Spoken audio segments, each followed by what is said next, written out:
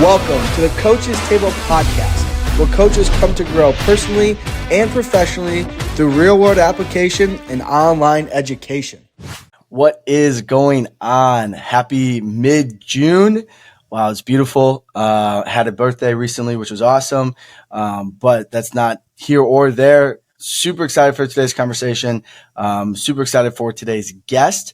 When I introduce him, I think you guys would know who he is, his success, if you've been online at all, and the success of the teams that he's been a part of has been nothing short of noticeable. Actually, some would say undeniable, and that's the type of success you guys want to have because the proof is in the pudding. And I'm super excited to bring him on. But before we get to that, guys, the show is growing. We're doing a fantastic job. You guys are doing a fantastic job. So I want to say thank you for sharing the show.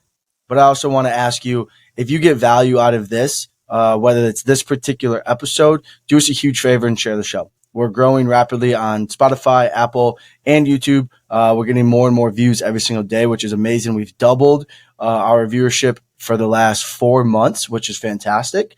And we're continuing to grow, and that's amazing. You guys are doing your part. Do us a huge favor, share the show. If you get encouraged, entertained, or educated, or you were able to relate with that, send it to a friend and say, hey, man, you need to listen to this because you can benefit from it. So that's all that I ask of you. I appreciate that. And I appreciate everybody that continues to listen and that continues to share it with their friends because I get the fortunate opportunity to bring on amazing guests that, pretty much tell you what they're doing and how they're doing it. And that's super exciting because the goal is to help you guys and the goal is to help everybody. So it's so great that we get the opportunity to do that. And today's guest, who's going to share a lot with you because it's been a great conversation off air, but we're going to get into some good stuff here once we get going. So, Mr. Andrew Wright, how's it going? This episode is sponsored by TeamBuildr. TeamBuildr is the #1 performance platform for strength coaches around the world. Their software provides coaches with an elevated experience when it comes to program development, data tracking, and staying connected with athletes and clients. Coaches also have access to consultations with TeamBuildr's in-house sports scientists to help them manage and analyze data. Head to teambuildr.com and sign up with promo code TABLE to start your 30-day free trial. That's TeamBuildr, TeamBuildr.com with promo code TABLE to start your free 30-day trial. Oh, all is well. All's well. I'm happy to be here with you, Kendrick, and I'm glad that our paths have crossed again in this way. I wish it had been crossing before then, but I'm happy to be able to be on this show, and I appreciate what you do. It's always very impressive when people decide that they want to take time to share with other people. I remember in just the last 5-6 years, I've really enjoyed writing thank you notes to different coaches who have been on podcasts. And it's always really, really fortunate to be amongst people who are willing to share what they know from experiences that they've had. Yeah. Yeah. And for those of you that don't know Andrew, which I'm surprised if you don't know him by now, but he was previously at UNT, where they had a large amount of success there, multiple conference championships, NIT championships, and then they were able to get moved up to Texas Tech. So he is now the director of men's basketball at Texas Tech, which is outstanding. And even though you've only been there for a short period of time, but there's a valuable lesson in that, which is and a lot of people struggle with this. And so, but there's a valuable lesson because you were at UNT for several years, right? Yes. At a mid-major. And you guys had success year 1, year 2. And a lot of people at that point in time would be looking to leave after maybe 1 or 2 years. Hey, we've done well. We've won some stuff, right? But you didn't leave after a couple of years. You didn't leave after the first year of success or the second year of success. When you guys did finally make that transition, which is fantastic, and I'm very happy for y'all, how did you kind of know in your time there, hey, I need to be here long. The job's not done. still have things to prove. How did you kind of know that? And you were fortunate enough to be brought, with your head coach and a couple other coaches to Tech. But how or what was kind of telling you like the job's not done here? Let's stay a year, 2 more years, 3 more years, because in this industry, very unfortunately, people be looking to leave year one, people be looking to leave year two. What was kind of your thing that's like, nope, we're going to be here for 5, 6 years or a while before the next opportunity comes? It definitely is a unique thought process that comes with that, and I think it's something that we want to teach the student athletes that we have. How do you handle success?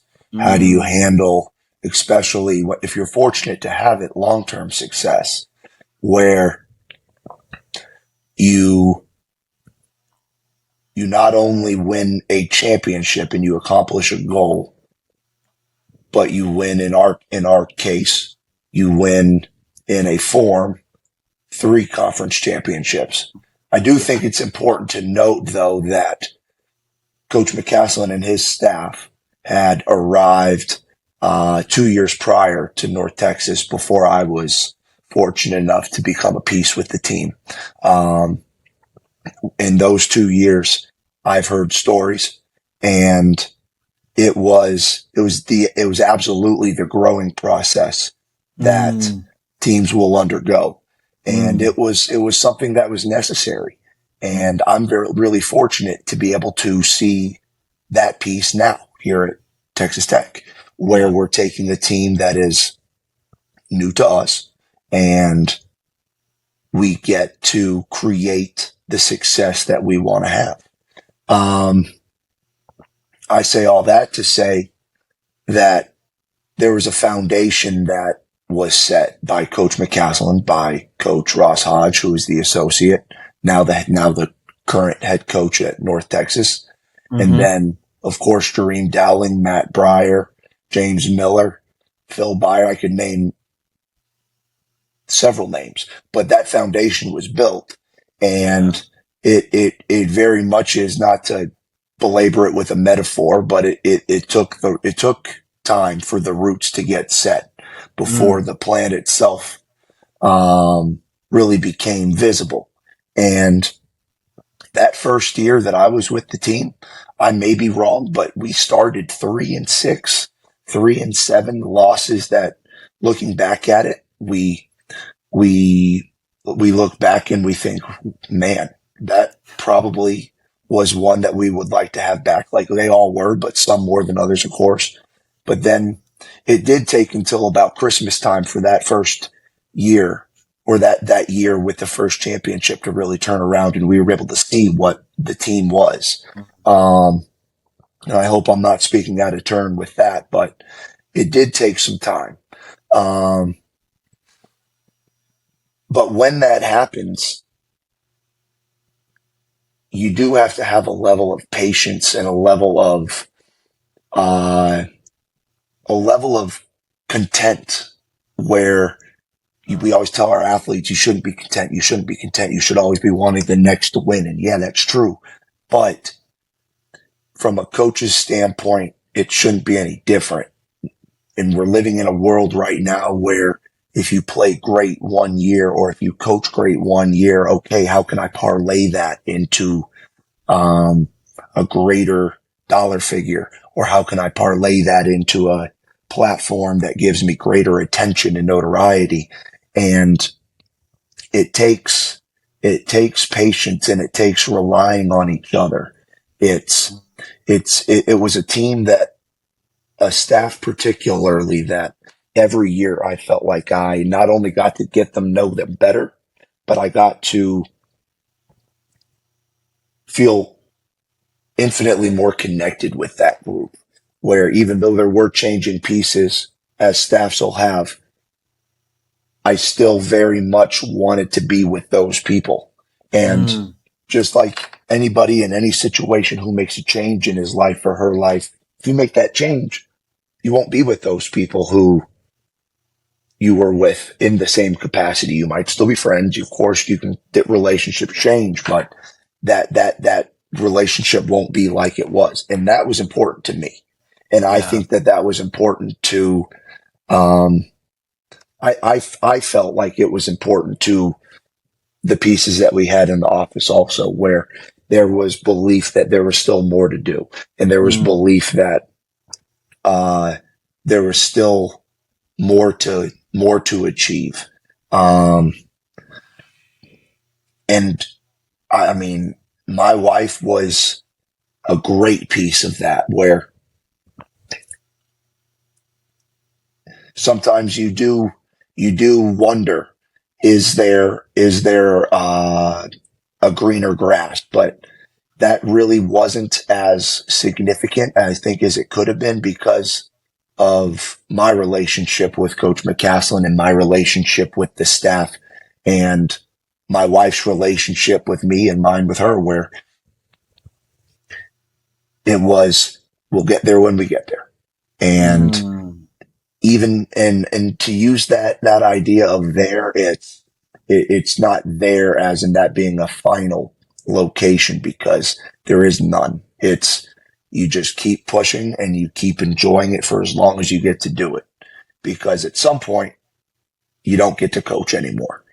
Either Yeah. somebody makes that decision for you, or you make the decision for yourself because you've decided that it's not right for you anymore. But for the time that I was at North Texas, I got to be at North Texas, and Yeah. Yeah. every year brought with it something that I hadn't gotten to do before. Whether Yeah. that was the first year win a championship, period. The second year get to go to the NCAA tournament. The third year win a conference championship and go on a 16-0 run and get to experience that with a bunch of players who were more than deserving. And then the fourth year get to go cut down the net in Las Vegas for the NIT. Like Yeah. every year brought something with it. So I would be crazy to say that that would be worth trading for anything, because of the people that I got to do it with and all of the experience that it brought. Yeah. I mean, and it just goes, I think, for anything else. It just goes for anything else, I think. That it's so, you said so many things there that are we could probably have 45-minute conversation on so many of them in itself. But one thing I'd love to hit on, is I love the term that you said, connectedness. We talked about it when I was at a different university, and I like that term because there's it's a two-way thing, right? It's like we're connected on together. And so if you would kind of, how do you help cultivate connectiveness um, inside with the staff and with the athletes? Because you and I both know, and kind of we're talking here a little bit, but the transfer portal is as hot as anything is right now. So athletes may feel like they could get a better look someplace else. Maybe their grass is a little greener, and we as coaches are constantly, kind of fighting that also. But then also coaches could be looking to, not enter the transfer portal, but find a new job the following year, whatever the case may be. So how have you, and how do you help cultivate the connectiveness, not only with the athletes to continue to get them to stay for several years, but also the coaching staffs, and to kind of put all that together, right? What does that look like for you? What did you guys do in the past that was successful? Because I feel like there's so many people that are trying to get that, if that makes sense. Again, I think it goes back to something that Coach McCaslin has taught me, and anybody who's worked with him, I think, would uh, smile when they hear this. You have to have a level of expectation for yourself. And when you have a level of expectation for a team, and you want there to be an attribute, like for us, it was, and it is here, connectedness amongst athletes with each other, or student athletes with coaches, and vice versa. There's got to be a level of expectation for that. If there isn't a level of expectation, you may as well just throw darts and hope that something hits. But if you have the level of expectation of we are going to be a connected group, and I don't know basketball like the other people in these offices here, but I do know that basketball seems to rely on that second nature connectedness more than Mm, other sports, you could argue. But if that's going to be our goal with the team, then there needs to be a level of expectation. And then going about that, I think there's an important balance of, I think you alluded to it. It is a two-way street, but it's not an even two-way mm. street. Um, I saw the other day just through social media. I think she's a psychologist. I hope she's a listener, but her name's Brene Brown. Um, she had a killer way of putting relationships the other day, and it was in the terms of marriage, where there's 100% between the two parties, the husband and the wife, or however it is. But for my case, the way I thought about it was me being the husband and my wife, where there were two parties and there's 100% between the two of you.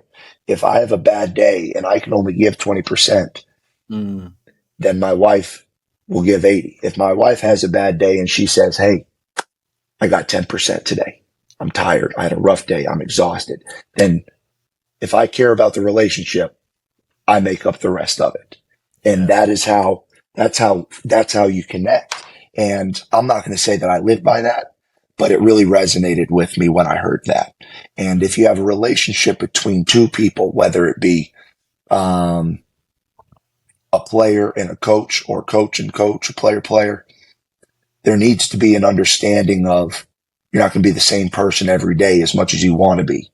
You're going to be tired some days. You're going to be frustrated some days. You're going to have a bad practice. You're going to have a great practice.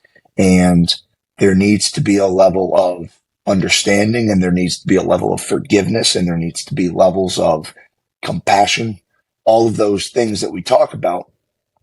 But in creating that connectedness, it takes communication, and it takes um, two people wanting to meet the expectation that it takes for a relationship to grow. And I do think even in a situation like ours right now as coaches, where athletes do come and they go, and a lot of times for the betterment of themselves, which, I mean, you can't blame them. If I were an athlete, No. I would do the same thing. Um, Yeah. Yeah, I right? mean, I'd be lying if I didn't, if I didn't say that. If I Yeah. were an athlete, I absolutely would. But every athlete right now is arriving at a team, whether it's June or July, Yeah. Yep. and he or she is being met with now a staff of coaches and then a new team of players. And if the goal is to win, then there's going to need to be a relationship that's formed, and it's got to get formed pretty quickly. Yeah. Um, and that's where the the basics really need to be hammered. And it can seem corny, and it can seem like it's elemental, where it's, okay, say your teammate's name when you pass them the ball, say or reiterate what an expectation is for a particular drill. And it can seem like, man, I'm just saying his name and I'm going through the motions. But if you do it and you believe in it, just like a married couple will when they talk to each other at home, if you do it and you believe in it and you do it with conviction, then Mm. there will begin to be some cementing of that foundation there. And all of a sudden now it's beginning to take on more complex forms, and that relationship begins to grow. Um, the way we do that in our weight room is making sure that when you come in, everybody is aware of what the expectation is for the day. Everybody is aware that as you move through the weight room, I learned this from Phil Byer at Kansas State. As you move through the room, you acknowledge each other. You say something to each other that's positive as you pass one another. Mhm. And then you physically acknowledge each other, whether that be a Yeah. fist bump, you bump them with your shoulder. I, at times, like to gently headbutt guys in the chest. And if I've Yeah. ever done that to a player, they will remember it, and they seem to get a laugh out of it. But Yeah. there's something where those two things, physical contact and verbally acknowledging somebody with a smile, it makes people remember it. It makes people want to be around you. And Yeah. it's Yeah. funny, you even go to a grocery store. If you walking down the aisle with somebody, if you bump them Yes. with your cart, they'll remember it. If you smile at them, they'll remember it. That's so So true. good or bad, they will remember it. If you don't look at them one way or another, they won't remember it. Yeah. And Mm. that is that's where I think I'm probably going down a rabbit hole here. That's where I think as a coach, that is why I like the coaching piece so much. Whether I'm coaching in the weight room, I don't know that I'm qualified to coach any sport, but if I coached anything, that would be the piece. It's just getting to hopefully make people feel more valued than they did, and getting to help somebody enjoy, again, stealing this from Phil Byer. The time that they're with me, I want it to be the best time that they have in a day. He Yeah. told me that one of my first summers that I ever worked with him, Phil did. He said, for the hour that a student athlete is with me, I want it to be the best hour of their day. Yeah. And sometimes you really hit that mark, and it was the best hour. A lot of times it was neither. Sometimes sometimes it probably wasn't their favorite hour of the day. Yep. And if that's the case, then you get to come back the next day and you get to try again. Yep. But they will remember it. And they'll remember that you tried. But that's the piece. And I think when you do that long enough, when you do it day after day after day, there does begin to have a relationship formed that is that is going to become able to win something. Yeah. I think I hope my wife wouldn't be upset, and I hope not to put a whole lot about our marriage out there, but I do look when I see couples at like restaurants and they're older, and you can assume I maybe wrongly, maybe rightly, couples who have been together for a long time. You see them older couples. Yeah. Yeah. I look at that and I think, damn, I want to be that. I want to be that. Like, I Yeah. want to know that the person that I'm sitting with is somebody who I connect with on such a deep level that like it's incomparable. And Yes. that is something that I'm not perfect, but I do push for it. Yeah. So that is how that to a degree is how I treat my athletes. That is how I approach relationships, and they move at their own pace. You want guys to be connected with each other, and you can try to expedite it. You can put them in positions to be successful. And we do that as coaches in a million ways. We give them progressive overload to be successful. That's the situation. We show them grocery stores, put them in a situation to be successful, but at the same time, do the same thing. We're going to put you in a situation. We're all going to watch game one of the finals. We're going to do that so that hopefully by the time that game's over, or by the time we all decide to leave, we know each other at least a little bit better. Yeah. Yeah. I think there's I mean, that's phenomenal, everything that you just talked about. I think there's something to it to emphasize that last piece, not that any of that was less important, so please don't take it that way, but hanging out outside of practice and training, just having the general, like, I want to be around you. I want to hang out with you. You look at it if we're using the relationship analogy, like with your wife, it's not that you have to go and do something extravagant all the time, right? It's just like you're just there with her, right? Like you're just there. Hey, like I just enjoy my time with you, right? Same thing for like, when we're looking at team dynamics, if you will, like how often are they hanging out together outside of practice and training? How often are they going out and just watching movies together? Are they just hanging out? Are they just kicking it? Like all of that, I think is so beneficial, right? And it's just so Hmm. like, hey, how can I get to know you? Hey, we're watching game one of the finals together, like, or yeah, coach, like, duh, like, why wouldn't we? And you're like, yeah, you're right, like, of course, like, and it's not like oh, this is the first time a team thing is happening, it's like, no, we are going, out of our way to help each other, to love each other, to serve each other, to, just cultivate that relationship more. And I think that's so important. And everything you said, I think it's so important because that's, connectedness, if you will, but it's just being there for each other more frequently also. Hmm.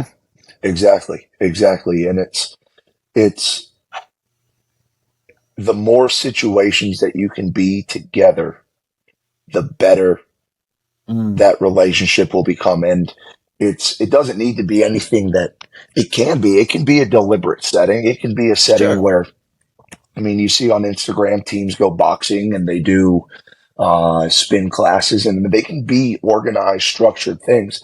But at the same time, and coach, I know you've done it yourself. When you travel with a team, when a player sees you interact with a flight attendant, Mm, or a player sees you in a hotel lobby and uh, that you interact with somebody at the front desk, they see how you interact with that person, whether you're yeah. respectful, whether you're not, whether you're making eye contact with that person. But they are looking, whether you like it or not, they may be looking and they're seeing how you act. Yep. And that's Yep. a thing, that's a piece where if they see something that they like, they'll store it away. They may not remember it. They may not be able, but they will attribute what they see towards that big piece of what they see you as. And that'll Yep. just be a little nugget that gets stored. And if they don't like it, same thing. And unfortunately, that just may pull away from what they Yeah. think of you. Yeah. Um, It'll either be like a confirmation of, who you are and what you've been telling them, or it'll be like a, whoa, coach, hold up. Like you were saying all of this, but, you were just extremely rude to that individual, exactly. and if you live what you preach, which we should all be doing, you don't even have to. It's not even a question. It's not even a second. There's no hesitation. It's just straight like, please and thank you. Yes, ma'am. No, ma'am. Whatever the Mm-hmm. case may be. And they see it and they're like, yeah, he's as true as what he tells us to be, or she is, or whatever else. And they're like, he lives it. And that's when they're like, okay, okay. And as you said that, the word authenticity came to Mm, mind. mm, I think we all, people, everybody likes to be around people who are authentic and they're people who are predictable. I was just talking with a friend a few minutes ago before this call where we were talking about how we like our athletes to be able to predict what coach can be like. So in our case, when they come in the weight room, I want them to know what to expect from me. I don't want them to think, I don't know if coach is going to go off the rails today. mm. And they want any people want to be around and connect with people who are true to who they say they are, and then are and I think that dovetails with being predictable. And if I were a strength coach who said, for example, hey, we've got to do these things to help body composition, but if I didn't in the discussion say, hey, look, man, look, I'm it's good to make life changes, but let's not just say we've got to abstain from everything that has sugar in it. If I Yeah. didn't say that, if I didn't give them that piece of me as a person, what would happen then if I ever run into them at the grocery store and they see, I don't know, Oreos in my cart? Yeah. I tell Yeah. them all the time, I love Oreos, especially double stuffed Oreos. I eat a Oh, with few a some day. peanut butter too? Absolutely. Oh But if man. I didn't tell them that, first off, they probably wouldn't smile afterwards. It always seems to elicit a smile. Of And then course. two, we're all imperfect. We're all imperfect. If somebody needs to gain weight, good. Let's work on something that will help us become a better athlete. If someone needs to lose weight, great. Let's do something that will help us become a better athlete. But you, again, and to quote another coach, Klaus Sauza with Denver Nuggets, just won a world Hmm. championship. You've got to walk the walk with them. You got to Ooh. walk the walk with them. I listened to a podcast of his 3 years ago, and he said that, and it still sticks with me. Mm. If you're going to ask something of somebody and hope that your connectedness with them helps to get that goal accomplished, you've got to give them something of yourself. You got to be vulnerable enough to share. I'm a strength coach. Yes, the perception is, hey, we're strength coaches. We're these physical people who, no, we're not. We're Yeah. people. We are people People. who live lives, and we have imperfections, and we have all these things that go along with being people. So Yeah. let's not have these 18-year-olds please think of that. Think of us like this. Yeah.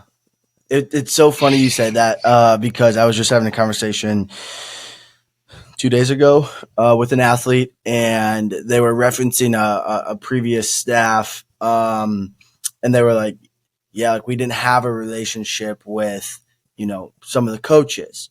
They were referencing it when they were at a JUCO level, and they were like, we didn't have relationships with the coaches. They acted like if we saw them out in public that they didn't know us. If it wasn't this particular sport related, then they just essentially acted like they don't know us. And I was like, wow, I'm first of all, I'm gonna apologize because that's a bad experience.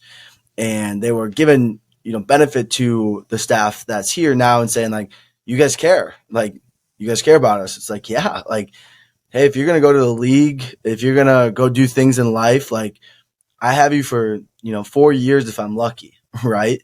Like I want to cultivate a relationship that's going to last 40 years with you, Mm-hmm. right? And right now I'm your coach, yes. And my form of me telling you that I care about you and I love you is ensuring you eat, ensuring that you take care of your body, and reminding you of those things. But 10 years from now, you know, it's going to be how's the family? How is, all this other stuff. And I think we lose sight of that at times. And it's always a good reminder to, like you said, walk it with them. And I think that's a huge, huge component of that. Like, if I expect this of you, you can expect the same thing of me. And And even more, there's that thought of yeah, not every player is going to be somebody who hope. I mean, in a perfect world, yes, you get to keep that relationship with them as they sure. move through the rest of their life. But there's still Right. going to be those players who, man, I haven't talked to him in a long time. Yep. Let me see on Instagram how he's doing. And that's where sometimes the relationship ends. But Right. at the same time, you get to love them while you're with them. Mm-hmm. And I do sometimes wonder, does it seem like there's a sect of people who they don't like to use the term love because it makes them uncomfortable. But then there's another sect of people who, and I probably can say that I have overused the term myself. Hey, I Sure. love you. Yeah. But it throws some people off. It's like, well, hold on. I can't say that, I think. I can't Yes. say that because Yes. I'm giving you the love while I am with you. Whether in Correct. 2 years' time, whether you and I still work together, I don't know. And Right. if Right. if we don't work together in 2 years, then I loved you. I loved you while you were here, while we were And together. that's yeah, and I still love you, and I still wish nothing but the best for you, right? Like, and Yep. I'm still here for you, and everything from that standpoint. I'm a huge fan of using the word love, and letting them know, like, the greatest form of love is accountability, unconditional love, but accountability as well.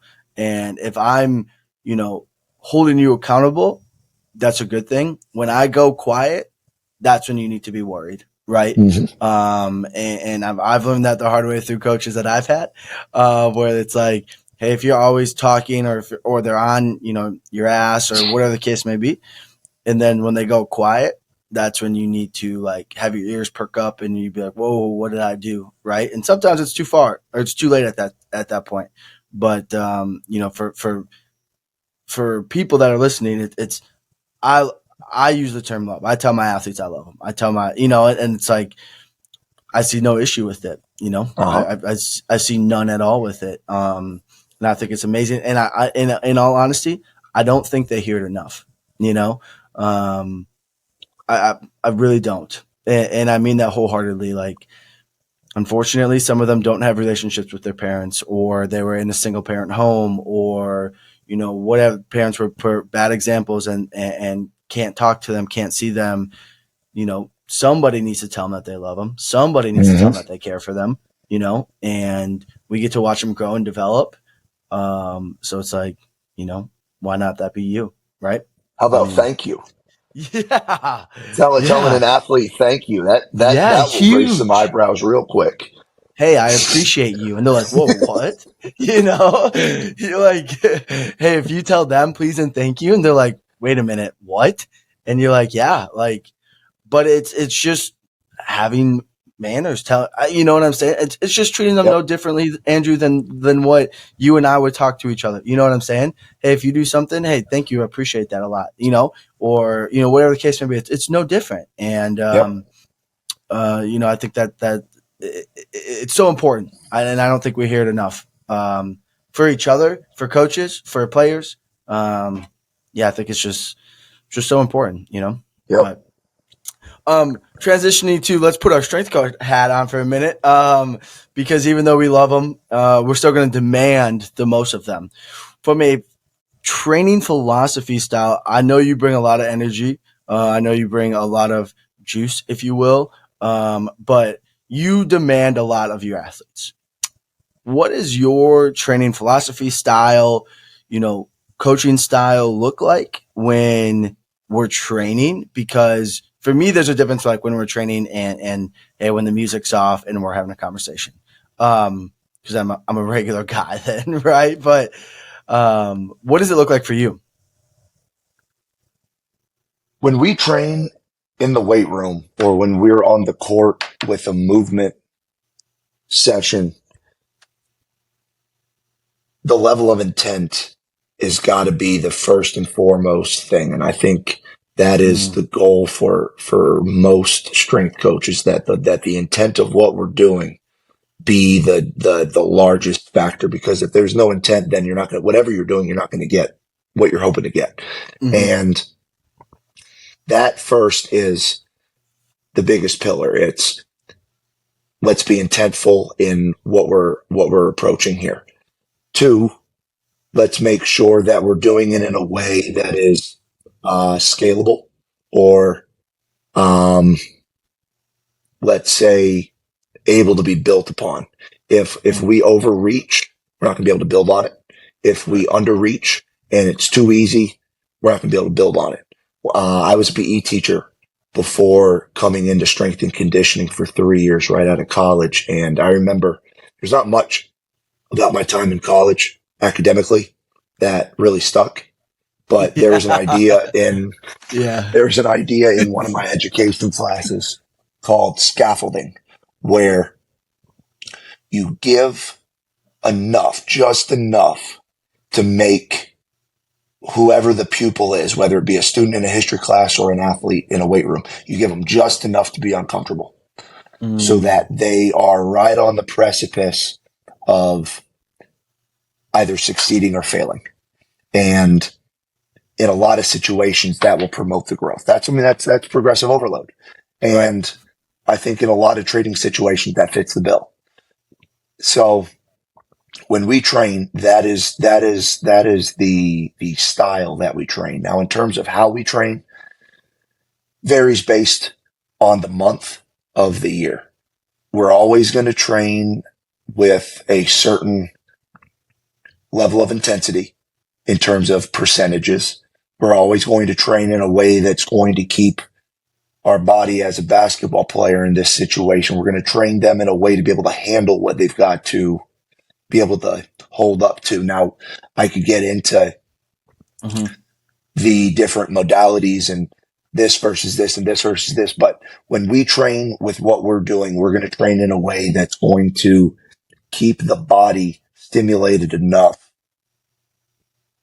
to handle what they're doing on the basketball court. I want it to be hard. I want it to be hard. And that goes back to being connected with teammates. You got to be doing hard things.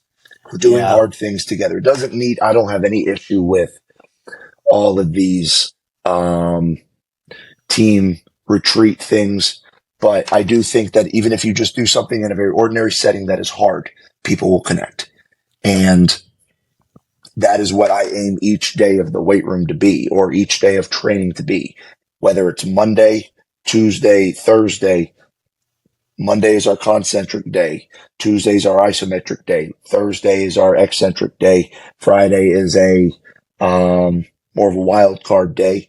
But Monday, Tuesday, Thursday, though they're different, each day I will circle on the board. Yep. This is your challenge for the day. You better gear up for it.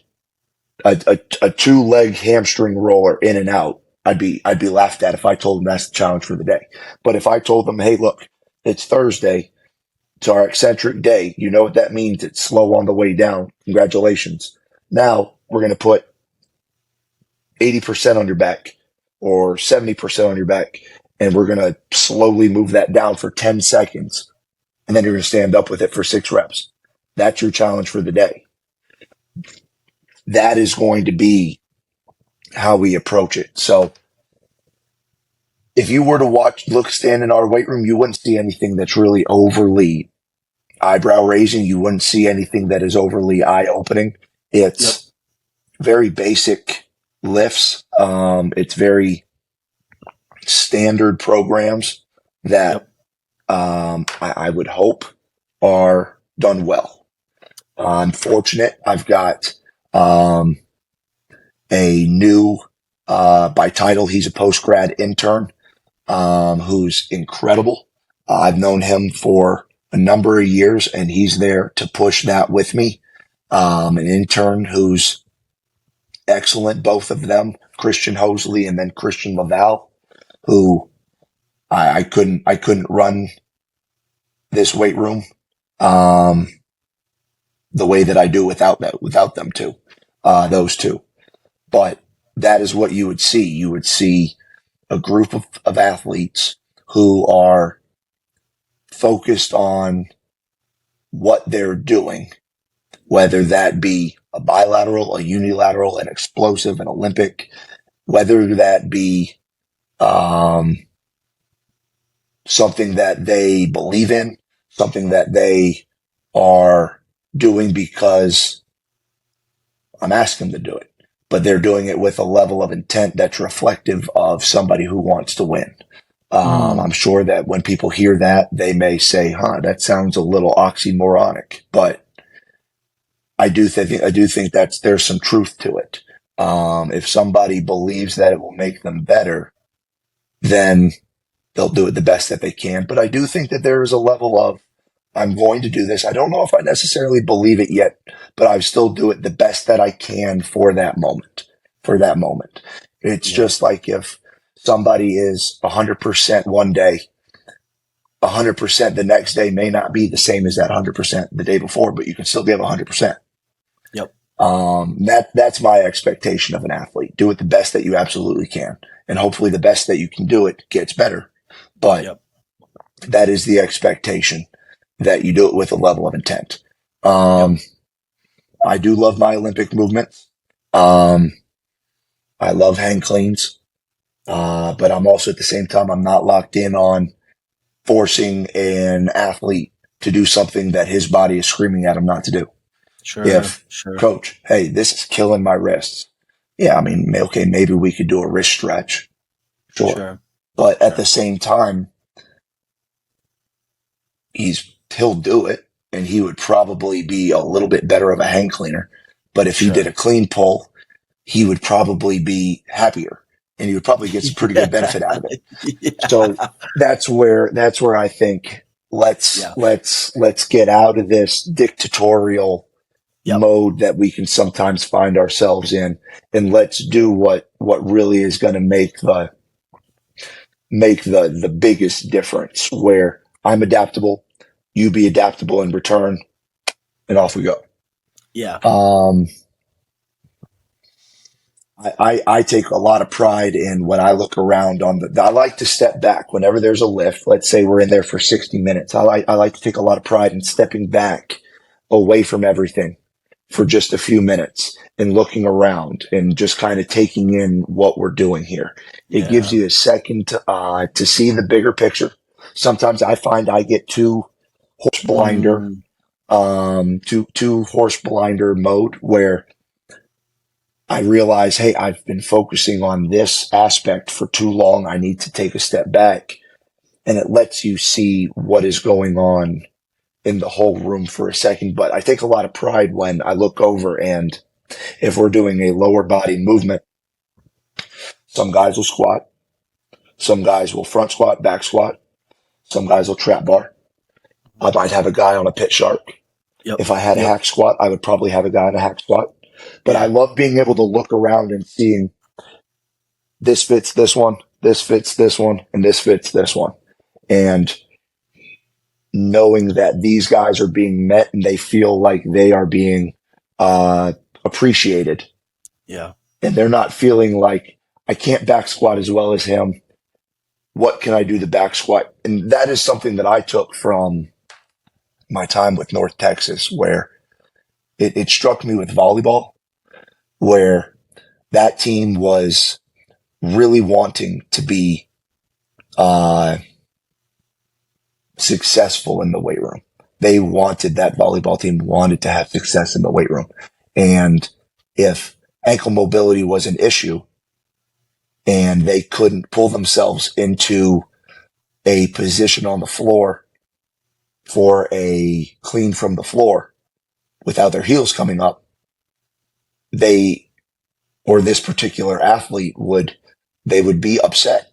They would be, coach, why am I not, I am in this sense, I am not okay enough to do this. Mm, What can I, and I, that is something that in a training situation, just, you shouldn't have. You shouldn't have a situation where when you're trying to improve yourself, now you're having a feeling of, I'm not enough. mm, And that doesn't work. And it doesn't yeah. make anybody want to go get better. It makes people think, I'm not enough, so why would I do this anyway? So let's find Yeah. something that helps this athlete now. Okay, this is yours. This Yep. this is your squat. This is a squat. This is how you will squat. Does it feel better? Yeah, it feels great. Great. Good. Let's go. Cool. Yep. Yeah. I think, to the point, when we focus on adaptation and effort and intent, how we get there from an exercise selection standpoint, meh, it doesn't really matter. You know what I'm saying? Like when we go out and play basketball, when we go hoop, it doesn't matter if I front squatted or back squatted or trap barred. It doesn't matter if I did Olympic lifts or barbell jumps or dumbbell jumps, right? Like it's the adaptation and the quality of the effort that matters. And Mm-hmm. so it's like, if I can still get that adaptation on a pit shark, cool. Like, and the athlete enjoys it and it doesn't hurt their wrist or their low back or they feel inadequate. Why would I not do that? I would be a fool to be like, no, you're going to squat like this. Like, no, cool, awesome. That works. Great. Cool. Thanks. Mm-hmm. That's what we'll do. You kind of see this with the slant boards, right? And or plates on the ground, right? Like, hey, elevate your heel. Okay, cool. How's that feel? Way better. Great. Let's do it like that every time now. Sweet. Awesome. Like, you know what I'm saying? It's so weird to me because it's like, we get so wrapped around the axle right? Of like everybody back squats, everybody does Olympic lifts. And it's like, if you do, cool. If you Mm-hmm. don't, cool. You know, if you're producing high level athletes and you're winning and your athletes are bought into what you're doing, cool, right? Like, that's amazing. And that's where with basketball, I find I'm really fortunate with just the arbitrary number of 15. Yeah, If you can manage a room and you you develop uh, a group setting in a way that allows you to, you can do a lot of variability with 15. Now, I mean, I do understand if I were in a room with 50 football players, which I haven't been in a long time, and never did I yeah, run a football group, just for anybody listening, I don't know if I could do that. Maybe you could, maybe you can't. I don't know. But yeah, I do think with basketball, particularly, it's a privilege of the sport where when you train that sport, even if you do train all 15 in one group, or you train three groups of five, or two groups with 7 and 8, you're able to do some different things where once a player is understanding what the expectation for him is or her is, you're going to be able to do some different things and still be able to see it without feeling like you missed it. right, Um, if a coach of a larger group, whether that be lacrosse or whatever, if somebody told me, yeah, that really hasn't been my experience, I don't know that I would be all that shocked. I mean, I right, definitely think there's some value in somebody saying, I like this school of thought. Yeah, but let's be open. Let's right. be open. Let's be Yes, open. yes, yes, yes. Yeah. No, I completely agree. Um, and to be respectful of our time, you know, but Andrew, I want to thank you for this conversation, man. I know that we could probably sit here and talk for 3 hours, and I don't mean that as an exaggeration. I mean that like wholeheartedly, because there's so many topics that we either didn't get to cover or that just deserve the time that they should get. But I want to say, I want to thank you for your time. I want to thank you for everything that you've done and what you are currently doing. I envy you and what you are doing, the success you have had. And it's awesome to get just a piece of everything that you guys and the program and your coaching staffs have done and what you are going to do there at Tech. And so I just want to acknowledge you with that and say thank you for that, because it's so refreshing. Thank you. Thank you. I've gotten to see your podcast grow on Instagram, and I know you've had some people on this podcast before me who I'm fortunate to be able to follow up on them. But man, getting to be doing this job at, whether it's Texas Tech, getting to do it at UNT, it's man, it's a credit to everybody who I've gotten to work with. Yeah. Because I've just tried to be a sponge. I really do believe in that rule where you become the people who you spend the most time with. In that sense, I think I'm definitely a version of my wife. I think I've Thank you. definitely taken on qualities of Coach McCasland. I think I've taken qualities on of our assistants, and hopefully in there I've retained a little bit of myself in there.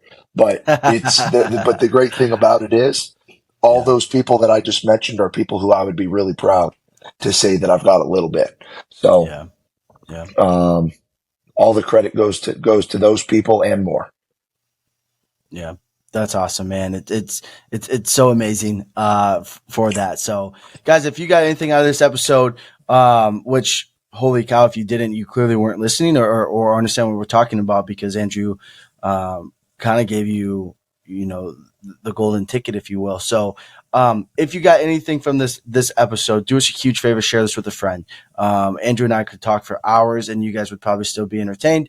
But it's amazing what people can do together. And I think that's a huge thing. what people can do together, whether it's a team, whether it's a workplace, whatever the case may be. It's amazing what people can do together. So do us a huge favor, share the show, share it with a friend. We're growing. Things are going amazing. So we would appreciate that. And Andrew, again, thank you. Thank you for your time, brother. I look forward to more conversations with you and your success here at Tech just as much, if not more, than at UNT, man. Thank you. Thank you. Thank you. All right, guys, we'll catch you on the next one.